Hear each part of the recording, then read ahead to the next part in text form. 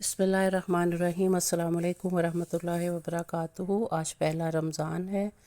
اللہ تعالیٰ ہمیں اس رمضان کی برکتیں اور رحمتیں سمیٹنے والا بنائیں۔ قرآن پاک شروع کرنے لگیں۔ آپ کو پتہ ہے کہ قرآن ایک ایسا مینول ہے جو کہ اللہ تعالیٰ نے اپنے ورڈز میں اوریجنل جو ہے ایکچوئل حالت کے ساتھ اس کو پرزرو کیا ہوا ہے، اور یہ ہماری فطرت اور انسٹنکٹ کے مطابق بنا ہے۔ اس لیے ہماری ہر پرابلم، ہر تکلیف کو یہ سمجھتا ہے اور اس کی سولوشنز دیتا ہے۔ شروع ہی قرآن جو ہے سورہ فاتحہ، یہ 7 آیتیں ہیں، 7 مثانی، اس کے ساتھ اللہ تعالیٰ ہم سے مخاطب ہوتے ہیں کہ اے بندے، تیرے اور میرے درمیان 7 ڈائمینشنز ہیں، 7 برجز ہیں کہ جس کے ساتھ جو ہے اللہ اور بندے کی قرب جو ہے وہ ہر وقت جو ہے قائم رہ سکتا ہے۔ پہلی ڈائمینشن اللہ تعالیٰ بتاتے ہیں کہ تخلیق تیری میں نے کی ہے، تیری ربوبیت بھی میں ہی کر رہا ہوں، تیرے ایک سانس کے بعد دوسرا سانس آنے کا ذمہ دار میں ہوں، تو اس لیے میری حمد بھی بنتی ہے، میری ثنا بھی بنتی ہے، اور میرا شکرانہ بھی بنتا ہے۔ دوسری ڈائمینشن تیرے اور میرے درمیان یہ ہے طلب رحمت کی، کہ تو ہمیشہ رحمان اور رحیم کی جو ہے ایک تسبیح کے ساتھ تو میری رحمت کے مقناطیس کو کھینچ سکتا ہے۔ پھر ایک اور اللہ تعالیٰ بندے کا اللہ کا تعلق بتا رہے ہیں کہ شفٹنگ ہونی ہے، واپسی ہے، ہماری منتقلی ہے، ہماری جواب دہی ہونی ہے، اکاؤنٹیبلٹی ہے، حساب کتاب ہونا ہے، بدلے لیے جانے ہیں، ایک دن ایسا مقرر ہے، اس لیے اس کی تیاری بھی چاہیے۔ پھر اگلی جو ہے ڈائمینشن میں اللہ تعالیٰ بتاتے ہیں کہ مجھے تیری نیت کا اخلاص چاہیے، تیری پیور بندگی چاہیے، اور جو ہے پھر میں تیری استعانت بھی کروں گا۔ بندہ جو ہے اللہ سے مانگ رہا ہے کہ اللہ میں پیورلی جو ہے میں تیرے لیے ہوں، اور میری تمام عبادتیں، میرا اٹھنا بیٹھنا سونا جاگنا سب تیرے لیے ہے کہ اے مولا، پھر مدد تو تیری ہی بنتی ہے۔ پھر اب بندہ اللہ تعالیٰ سے راستے کا تعین مانگ رہا ہے کہ اللہ پاک مجھے ہدایت والا راستہ کیسے ملے گا، اور مجھے اس کے اوپر ثابت قدمی چاہیے، مجھے ڈٹرمنیشن چاہیے، مجھے استقامت چاہیے، تو اس کے لیے میں کیا کروں؟ تو اللہ تعالیٰ فرماتے ہیں کہ ہدایت والا راستہ اختیار کرنا، جو میرے پیارے ابرار جو تھے، جو میرے اولیاء، میرے انبیاء، میرے صحابہ، میرے شہداء، میرے صدیقین جو تھے، جن راستے پہ چلے، تو تو اس انعام یافتہ راستے پر پہنچ جائے گا، اور تو اپنی منزل، اپنا گول اچیو کر لے گا۔ 7ویں ڈائمینشن اللہ بتا رہے ہیں کہ میرا ایک ضابطہ ہے عذاب اور سزا کا۔ جو لوگ گمراہ ہو جاتے ہیں ان کے اوپر میرے عذاب آتے ہیں، وہ فاسقین ہوں، عیسائی ہوں، یہودی ہوں، اہل کتاب ہوں، کوئی بھی ہوں، اور میری سزا جو ہے جہنم کی سزائیں ہیں جو کہ میں نے یہود، مشرک اور منافقین کے لیے رکھی ہوئی ہیں، تو اس لیے اس راستے سے بچتے رہنا۔ اب یہ ایک ڈیوائن میسج ہے جو کہ شروع سے تمام انبیاء دیتے آئے، اور اللہ تعالیٰ نے یہ 7 جملوں کے اندر امت کو ایک خزانہ بنا کے دے دیا ہے۔ تو اللہ تعالیٰ جو ہے ہمیں اس کے اوپر عمل کرنے کی توفیق عطا فرمائے، اور یہی وجہ ہے کہ ہر نماز میں بار بار یہ 7 ضابطے ہمیں یاد کرائے جاتے ہیں۔ اب سورہ بقرہ کی طرف چلتے ہیں۔ اس کا ترجمہ بھی ہم نے بار بار پڑھا ہوا ہے، اور اس کی تفسیر بھی ہمیں بہت اچھی طرح آتی ہے۔ آج ہم سورہ بقرہ کے آئینے میں اپنا اپنے چہرہ دیکھیں گے۔ ہم دیکھیں گے کہ یہ کیسے ہمیں جو ہے ہمارے لیے مرر کیسے بنتی ہے، کہ یہود کی عادات اور خصائل ہمیں کیوں بتائے جا رہے ہیں، منافقین کو یہ باتیں ہمیں کیوں سنائی جا رہی ہیں، کہ ان کا جو بچڑا جو تھا، ان کی جو گائے جس نام پر صورت رکھی گئی ہے، وہ کیا سمبلائز کر رہا تھا، کہ کیا امت محمدیہ نے بھی ڈالر کو، روپے کو جو ہے بچڑا بنا لینا تھا اور اپنے عقیدہ توحید کو ہلا کے رکھ دینا تھا۔ اب شمون کا جو ہے وہ قاتل کا پتہ لگانے کے لیے انمول جو ہے گائے اس کی تلاش میں اس کو ڈھونڈنے نکلے، پھر انہوں نے بہانے تراشے، اور آج کا مرد مومن جو ہے یہ بھی اسلام کا قلعہ بنانے کے لیے، اسلام کے نفاذ کے لیے فرقہ واریت اور کئی بہانے اور دست و گریبان ہوئے ہیں۔ تو کیا ہم بھی اسی طرح کے ہیں؟ اور یہ علامات پھر اللہ تعالیٰ بتا رہے ہیں کہ متقین کس طرح کے لوگ ہوتے ہیں۔ متقین وہ ہوتے ہیں جو بن دیکھے سودے کرتے ہیں، غیب کے سودے کرتے ہیں، اور قرآن و حدیث کی ڈٹو کاپی کر کے دکھاتے ہیں، 1 انچ نہیں ہلتے وہاں سے، سب کچھ لٹاتے ہیں اللہ کی راہ میں، سب کچھ گوا دیتے ہیں، سب کچھ قربان کر دیتے ہیں۔ دوسری طرف اللہ تعالیٰ منافقین کی صفات بتا رہے ہیں کہ وہ جانے یا انجانے میں خود کو دھوکہ ہی دے رہے ہیں، وہ ایک مینٹل ڈس آرڈر کا شکار ہیں.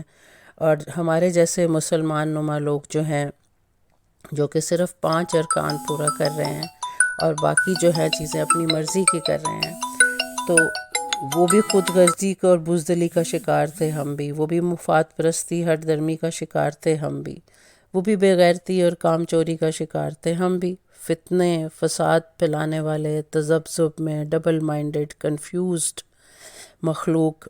تو آج ہم بھی اسی طرح کی کچھ مخلوق بن گئے ہیں، بھیڑ چال والے، دین کا مذاق اڑانے والے، مومنین کو بے وقوف اور پاگل اور پینڈو سمجھنے والے. لمحہ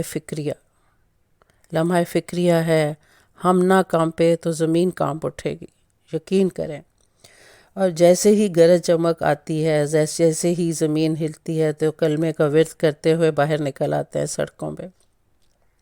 ذرا دین میں امتحان آیا تو الٹے پاؤں بھاگتے ہیں، اور بہانے بازی میں تو پی ایچ ڈی کی ہوئی ہے ہم نے.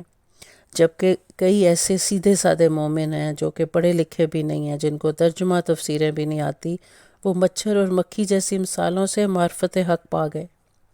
ایمان کے باغات اور اعمال صالحہ کی نہریں انہوں نے سجا لیں، اور وہ قرب الہی کا لطف پا گئے، پاکیزہ سنگتیں پا گئے.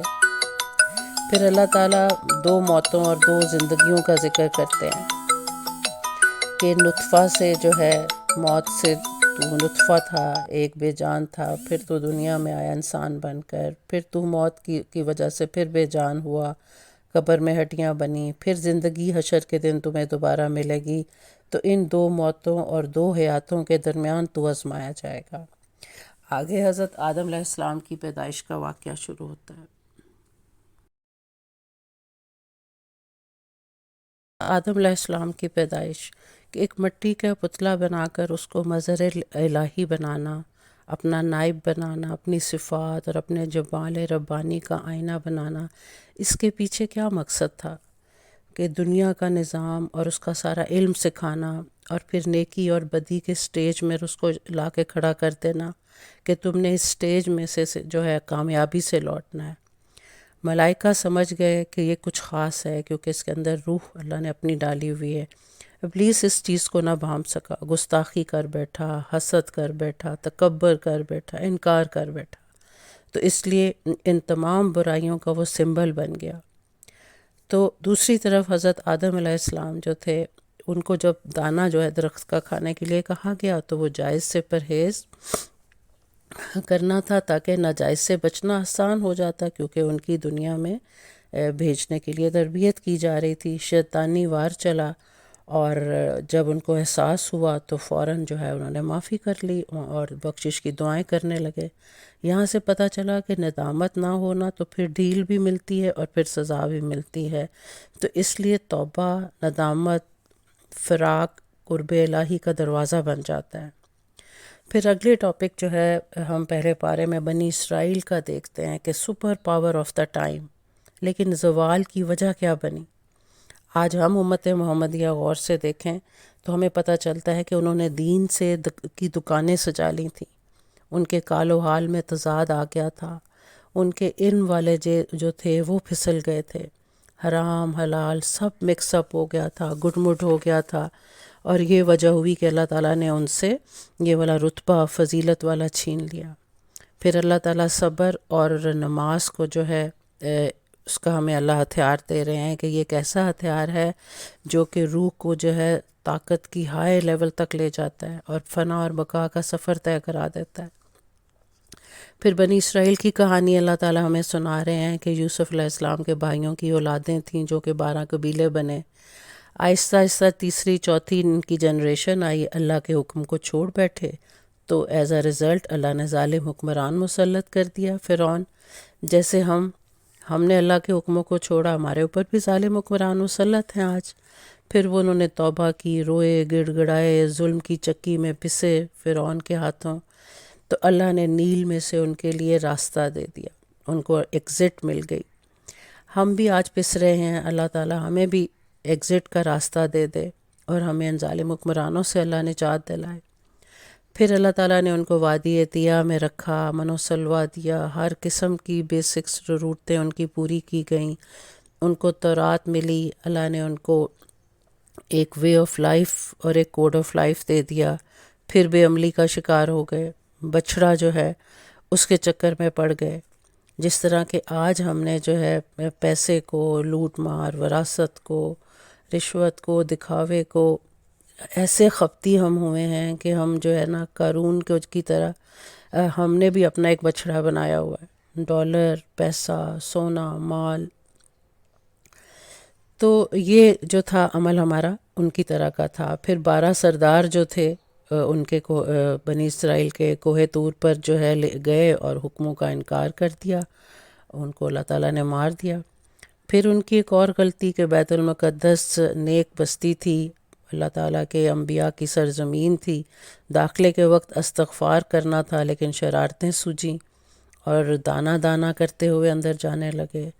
تو ان کی نافرمانیوں سے قرآن بھرا پڑا ہے۔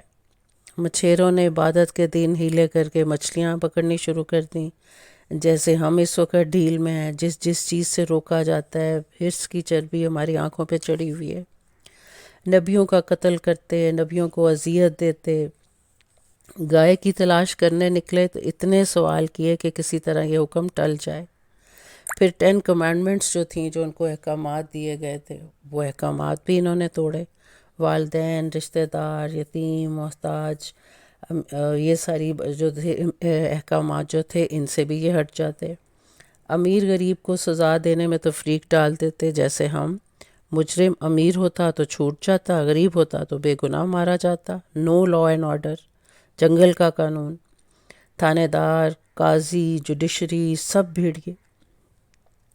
پھر اللہ تعالیٰ تعمیر کعبہ کا ذکر کرتے ہیں کہ حضرت ابراہیم اور حضرت اسماعیل علیہ السلام کو کن کن امتحانوں میں سے گزارا گیا، کیسے وہ اللہ کا خلیل جو تھا، اللہ تعالیٰ کا حکم جیسے ہی آتا تھا اسی وقت یس باس کہہ دیتے تھے۔ وطن چھوڑو، یس باس، بچوں کو اور اپنی بیوی کو لکو دکھ صحرا میں چھوڑو، یس باس۔ پھر اللہ تعالیٰ نے کہا کہ ان کو جو ہے گلے پہ چھری چلاؤ، یس باس۔ تو اللہ کو اپنا ابراہیم بہت پیارا لگا۔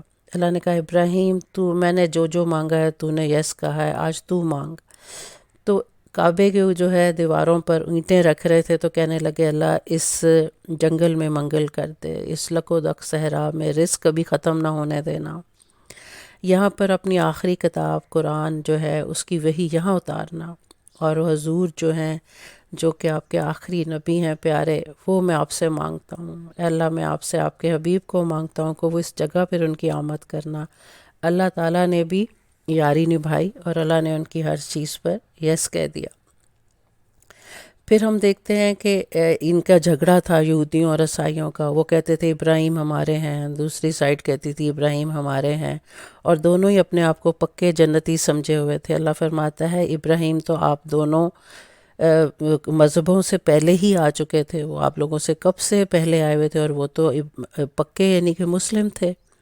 پھر تم لوگ ہزار ہزار سال کی لمبی زندگیوں کی دعائیں کرتے ہو، مرنا ہی نہیں چاہتے، تمہیں اللہ تعالیٰ سے ملاقات کا شوق ہی نہیں ہے، تمہیں دنیا کی اتنی تمہارے اندر محبت ہے۔ یہود اور نصارہ کے بعد شیطان اور کی جو وار تھے، جو شیطانیت اور جادویت تھی جو ہے، وہ ہاروت ماروت فرشتے جو بھیجے گئے تھے ان کے ہاتھوں جو ہے یہودیوں نے اس کو بہت زیادہ ایکسپلائٹ کیا، اس کو بلیک میجک کی شکل میں لے گئے اور لوگوں کو بہت نقصان کرتے۔ آج بھی پوری دنیا میں بلیک میجک جو ہے اس کی وجہ سے تکلیف اور دکھ اور غم میں لوگوں کو جو ہے ڈالا جا رہا ہے۔ تو انہوں نے حضرت سلیمان علیہ السلام کا نعوذ باللہ نام لگایا کہ وہ ان کی وجہ سے وہ سکھا کے ہمیں گئے ہیں۔ بہرحال یہ جادوی جو ہے موضوع، اس کے بعد اللہ تعالیٰ فرماتے ہیں کہ صبغت اللہ کی طرف آؤ، کہ اللہ کی محبت اور اللہ کی صفات کا رنگ چڑھاؤ۔ اس طرح کرنے سے تمہیں ایک ایسا جو ہے اللہ تعالیٰ کا قرب ملے گا اور ایک ایسی لذت ملے گی اور ایسا مزہ ملے گا کہ دنیا کے سارے رنگ بھول جاؤ گے، دنیا کی رنگینیاں بھول جاؤ گے۔ پھر بتایا جا رہا ہے کہ حضور صلی اللہ علیہ وسلم کی بارگاہ میں جب منافقین آتے تو رائے نام زبان مروڑ کر کہتے تو اللہ تعالیٰ نے فرمایا کہ نہیں، انظر نہ کہو، میرے نبی کی شان میں ذرا انچ برابر بھی کوئی بھی گستاخی ہوئی ہو تو میری غیرت نہیں گوارا کرتی۔ اور یہ یہودی یہ تو نبی سے حسد میں اتنا آگے بڑھ چکے ہیں کہ یہ مشرکوں تک سے جا ملے ہیں، تو ان کا جو ہے آگے انجام برا ہی برا ہے۔ اس کے ساتھ پہلا پارہ ختم ہوتا ہے۔ آج اگر ہم گڑ گڑائیں اللہ کے آگے اور اپنے روٹھے ہوئے رب کو منا لیں، اپنا طرز زندگی بدلیں، سادگی اپنے اندر لے کر آئیں، تو جس طرح فرعون کے بعد موسیٰ آیا تھا، تو اللہ تعالیٰ ان ظالم حکمرانوں کے بعد ہمارے لیے بھی کوئی موسیٰ جیسا بھیج دے گا، ہمارے لیے بھی نیل راستہ دے دے گا، ہمارے لیے بھی ایگزٹ اور وے آؤٹ نکل آئے گا۔ جزاک اللہ خیر۔ السلام علیکم ورحمۃ اللہ۔